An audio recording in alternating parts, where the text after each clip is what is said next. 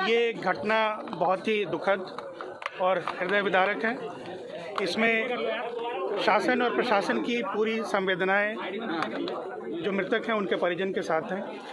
हम लोग यहाँ पर माननीय मुख्यमंत्री जी ने निर्देशित किया और वो हर पल पल की खबर को मॉनिटर कर रहे हैं। यहाँ पे हमारी पहली प्राथमिकता है कि जो लोग घायल हैं उनको सही और अच्छी तरह से उपचार मिल सके और जो मृतक हैं उनका पोस्टमार्टम और उसके बाद जो भी व्यवस्था करनी है वो करने के बाद उनके परिजनों को सौंपते हुए उनके घर तक पहुंचाया जाए। ऑफिशियली कितनी और अभी जो हम लोगों के पास सूचना एकत्रित हुई है वो लगभग 116 लोग हैं जिनकी मृत्यु हुई है। उसमें 7 बच्चे हैं और अभी 1 पुरुष की बात है, बाकी शेष महिलाएं हैं। और इसमें जिन लोगों का शिनाख्त हो पाया है वो लगभग 72 लोग हैं। मिसिंग कितने हैं सर? तो नहीं, मिसिंग कोई नहीं है। जो 72 के अलावा बता रहा हूँ वो उनकी शिनाख्त की कार्रवाई की जा रही है। उनके फोटोग्राफ वगैरह लिए गए हैं और फिर उसको अलग मैकेनिज्म से उनके परिजनों को लोकेट करने की कोशिश की जा रही है। खलनायक कौन है सर? किसकी भूमिका सामने आई? इसमें जो शासन की ओर से जो इसमें किया जा रहा है वो मैं आपको बता रहा हूँ कि बहुत तत्परता के साथ उनके इलाज आदि की व्यवस्था की जा रही है और उनके घर तक पहुंचाने की व्यवस्था की जा रही है। जो मृतक हैं पुलिस के साथ वो वहां तक पहुंचाए जाएंगे। राज्य सरकार ने इसमें 2 लाख मृतकों के लिए और 50,000 घायलों के लिए देने की बात कही है और इतनी ही धनराशि केंद्र सरकार की ओर से भी उन परिवारों को दी जाएगी।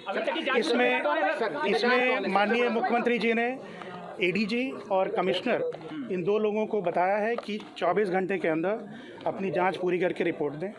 अभी जो स्थिति हम लोगों के सामने आई है उसमें जो उनके मुख्य सेवादार थे उन्होंने एक एप्लीकेशन दिया था इस तरह के कार्यक्रम के लिए और उसमें लगभग 80,000 के आसपास भीड़ की उन्होंने उम्मीद बताई थी। लेकिन जो सूचना मिली है वो काफ़ी ज़्यादा उसकी संख्या वहाँ पे लोगों की थी, 80,000 से ज़्यादा थी। पुलिस काफ़ी बड़ी संख्या में डिप्लॉयड थी। उसके बाद भी जो बताया जा रहा है कि कार्यक्रम ख़त्म होने के बाद लोगों की कुछ प्रथा है कि उनके पैर छूने या वहाँ से मिट्टी लेने की बात है, उसमें भगदड़ मची और पास में कोई नाला है जिसमें एक के ऊपर एक लोग गिरते चले गए। हम लोग अभी वहीं पे डीजी साहब के साथ साइट पे जा रहे हैं, वो देखते हैं कि वाकई क्या हुआ है।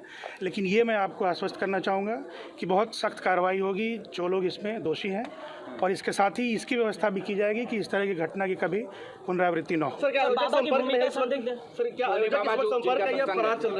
उनके ऊपर भी एफआईआर होगी, कार्रवाई बिल्कुल होगी। इतनी बड़ी घटना है तो बहुत सख्त एफआईआर होगी और बहुत सख्त कार्रवाई होगी। सर, इनके खिलाफ पहले भी मुकदमे हो रखे हैं जहाँ पे इन्होंने प्रशासन की बातें नहीं मानी थी और कोविड के टाइम पे भी बहुत सारे लोगों को इकट्ठा तो कैसे इजाजत दे दी? इजाजत कैसे मिल गई सर इनको? कौन लैब्स पे एसटीएम ने परमिशन दी? किस बिना पे परमिशन दी?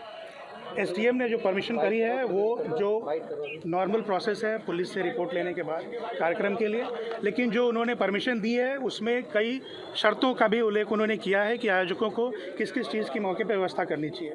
ये आयोजकों की ओर से एक मेजर लैप्स है और जैसा मैंने कहा इसके लिए बहुत सख्त कार्रवाई उनके खिलाफ। क्या अधिकारियों का भी कोई लैप्स अभी तक सामने आया है? ये जाँच जो कमिश्नर और एडीजी को करना है, सिर्फ 24 घंटे की मोहलत माननीय मुख्यमंत्री जी ने दी है और उसके बाद आप सबके सामने आएगी। जैसा कि आप बता रहे हैं कि 80,000 लोगों के ही जुटने की परमिशन थी, तो फिर लोकल इंटेलिजेंस यूनिट क्या कर रही थी? उनको नहीं पता था कि 80,000 से ज़्यादा लोग? ये सारी चीज़ें जांच में कवर्ड होंगी और आपके सामने उसका निष्कर्ष निकलेगा।